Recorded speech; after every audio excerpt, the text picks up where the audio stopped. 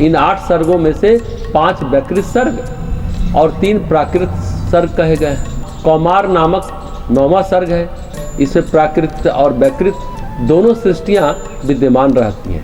हे रुद्र, देवों से लेकर स्थावर पर्यंत तक 4 प्रकार की सृष्टि कही गई है। सृष्टि करते समय ब्रह्मा से सबसे पहले मानस पुत्र उत्पन्न हुए, तदंतर देव, असुर, पितर और मनुष्य, इस सर्ग चतुष्ट का प्रादुर्भाव हुआ। इसके बाद जल सृष्टि की इच्छा से उन्होंने मन को सृष्टि कार्य में संलग्न किया।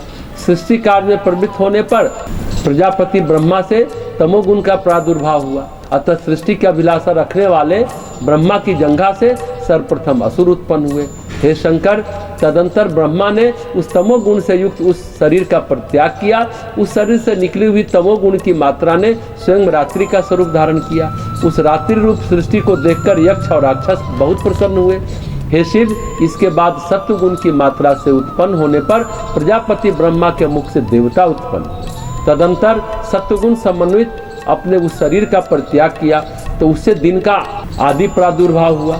इसलिए रात्रि में असुर और दिन में देवता अधिक शक्तिशाली होते हैं। इसके पश्चात ब्रह्मा के उस सात्विक शरीर से पितृगणों की उत्पत्ति हुई।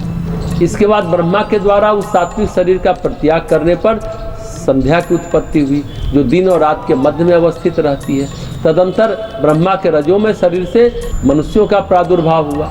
जब ब्रह्मा ने उसका परित्याग किया तो उससे ज्योत्सना उत्पन्न हुई, जो प्राक संध्या के नाम से जानी जाती है। ज्योत्सना, रात्रि, दिन और संध्या, ये चारों ब्रह्मा के शरीर हैं। तत्पश्चात ब्रह्मा के रजोमय शरीर के आश्रय से क्षुधा और क्रोध का जन्म हुआ। इसके पश्चात ब्रह्मा से ही क्षुधा, भूख प्यास से आतुर एवं रक्त मांस खाने पीने वाले राक्षसों तथा यक्षों की उत्पत्ति हुई। तो रक्षण के कारण राक्षस कहे गए और भक्षण के कारण यक्षों को यक्ष कहा गया। तदंतर ब्रह्मा के केशों से सर्प उत्पन्न हुए। ब्रह्मा के केश उनके सिर से नीचे गिरकर पुनः सिर पर आरूढ़ हो गए, यही सर्पण है। इसी सर्पण के कारण उन्हें सर्प कहा गया।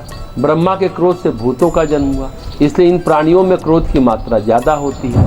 तदंतर ब्रह्मा से गंधर्वों की उत्पत्ति हुई। गायन करते हुए इन सभी का जन्म हुआ था, इसलिए इन्हें गंधर्व और अप्सरा की ख्याति प्राप्त हुई। इसके बाद प्रजापति ब्रह्मा के वक्षस्थल से स्वर्गलोक और द्युलोक उत्पन्न हुए।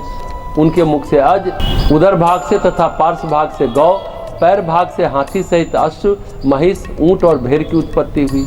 उनके रोमों से फल, फूल और अशुद्धियों का प्रादुर्भाव हुआ।